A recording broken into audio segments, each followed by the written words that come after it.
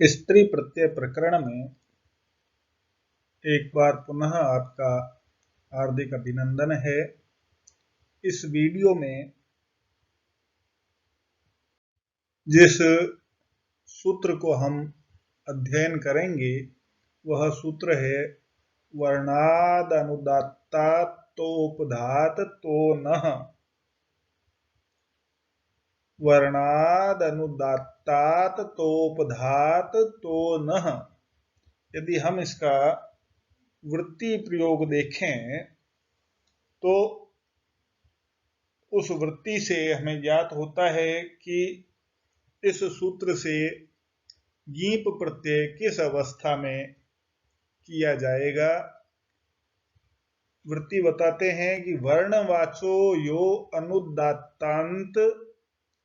अनुदात्तान्तस्तोपधः तदन्ताद अनुपसर्जनाद प्रातिपदिकात् स्त्रीत्वे वा गीप तकारस्य नकारादेशश्च। अर्थात यदि हम इसका अर्थ देखें तो यह सूत्र कहता है कि वर्णवाची अर्थात रंगवाची जो अनुदात्तांत तथा उपधा में तकार वर्ण वाला शब्द ऐसे तदंत अनुपसर्जन प्रातिपदिक से परे स्त्रीत्व की विवक्षा में विकल्प से गीप प्रत्यय तथा विकल्प से ही तकार को नकार आदेश होता है।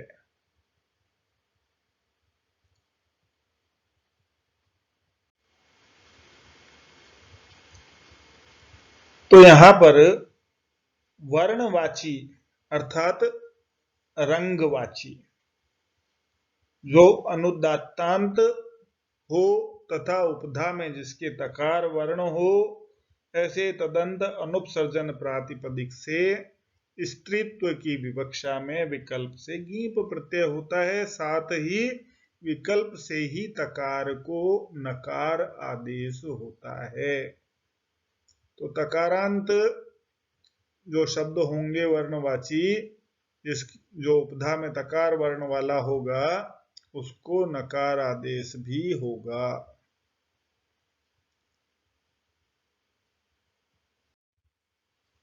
इसका प्रयोग यदि हम देखें तो प्रयोग बनता है एता और एनी वा। यदि यहां हम एता और एनी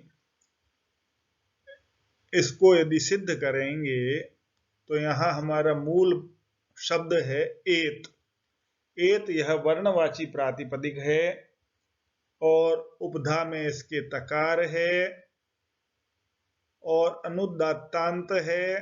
तो ऐसे वर्णवाची अनुदात्तांत और तकारो पद प्रातिपदिक एत से परे वर्णाद अनुदात्तात तोपधात तो नः इस सूत्र से गीप प्रत्यय होता है विकल्प से, तब एत प्लस गीप बनता है।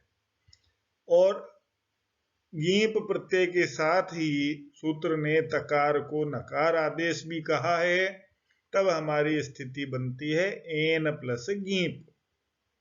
यह विकल्प से स्थिति चल रही है। अब यदि गीप प्रत्यय में हमें जो कार्य करना है उन कार्यों को करेंगे तो हम देखते हैं कि अंतिम हल वर्ण गीप में पकार है, अतः हलंत्यम सूत्र से अंतिम हल वर्ण पकार की इत संज्ञा होती है और इत संज्ञक पकार का तस्य लोपः सूत्र से लोप हो जाता है, तब एन प्लस गी यह स्थिति बनती है। यह सारी स्थिति विकल्प की अवस्था में चल रही है। तदुपरांत गीप प्रत्यय में प्रत्यय के आदि में स्थित क वर्ग का वर्ण है घकार, अतः लशक्व तद्धिते सूत्र से प्रत्यय के आदि में स्थित क वर्ग के वर्ण गकार की इत संज्ञा हो जाती है। तस्य लोपः सूत्र से उसका लोप हो जाता है, तब हमारी स्थिति बनती है एन प्लस ई। अब इस अवस्था में यदि हम देखें तो ईकार परे होने के कारण भ संज्ञक टी का लोप होता है यशेति च सूत्र से। तो भ संज्ञक टी हमारा एन में अंतिम अकार है, अकार का लोप हो जाता है, तब एन का न हल हो करके ई अर्थात एनी रूप संयोग करने पर निष्पन्न होता है।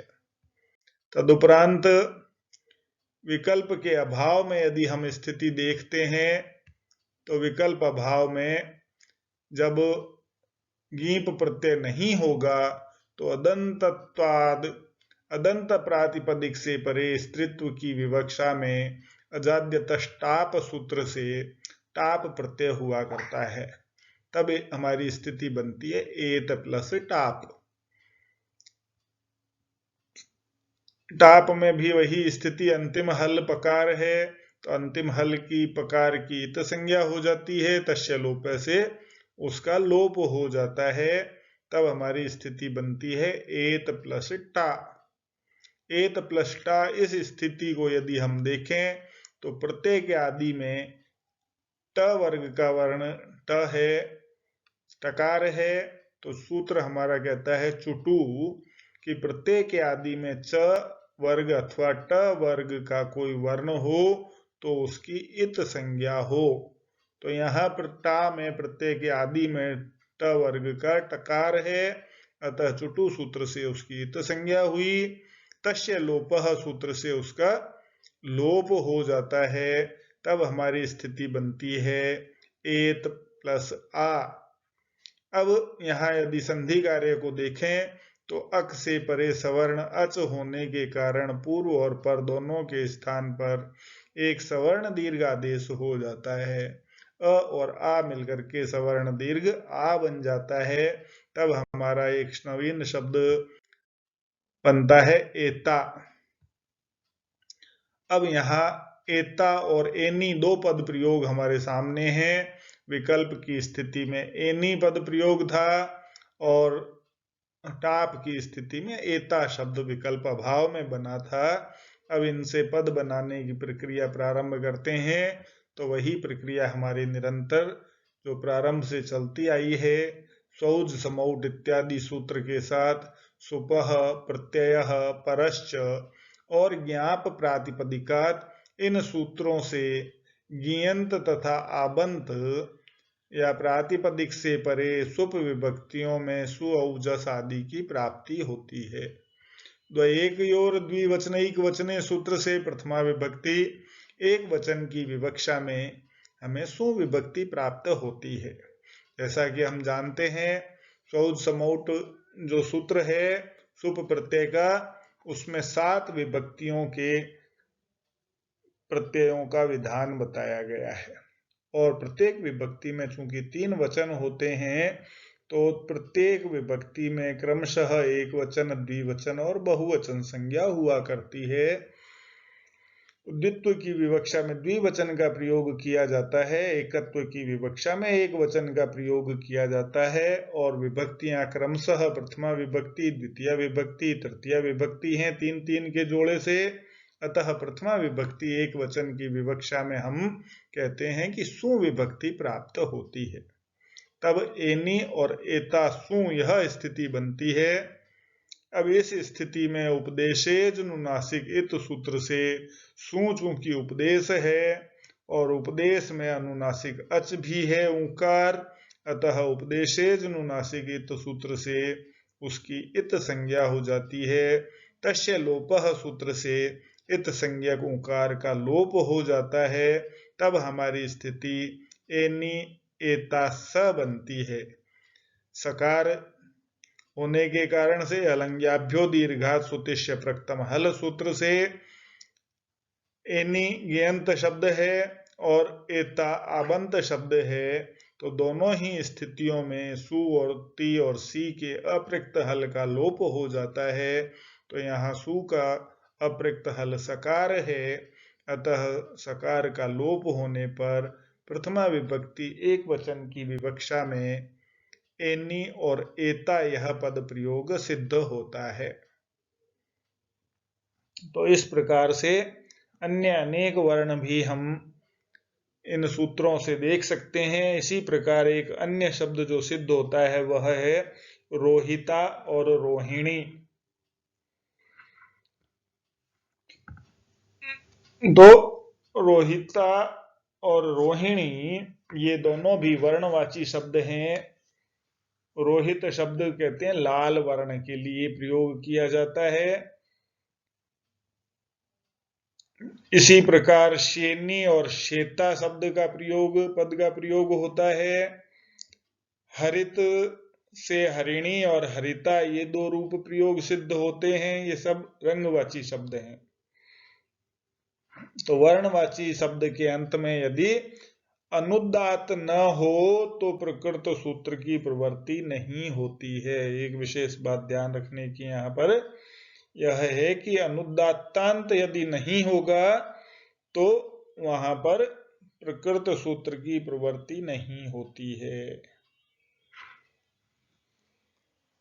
इसी प्रकार से असित और पलित शब्दों से स्त्रीत्व की विवक्षा में गीप प्रत्यय की प्राप्ति नहीं होती है। एक वार्तिक आता है आगे, असित पलित योर न। असित और पलित शब्दों से स्त्रीत्व की विवक्षा में गीप प्रत्यय नहीं होता है और न ही तकार को नकार आदेश होता है। तो वहां टाप प्रत्यय होकर के असिता और पलिता शब्द प्रयोग सिद्ध होते हैं। इसी प्रकार से यहां कहा कि उपधा में तकार होना चाहिए।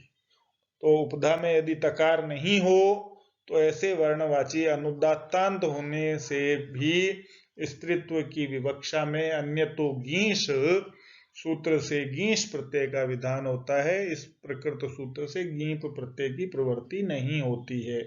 यद्यपि देखा जाए तो गीप और गीश में कोई भेद नहीं है, केवल पद के स्वर में ही अंतर पड़ जाता है। तो इस प्रकार से यहाँ पर हमारा प्रयोग सिद्ध होता है। धन्यवाद।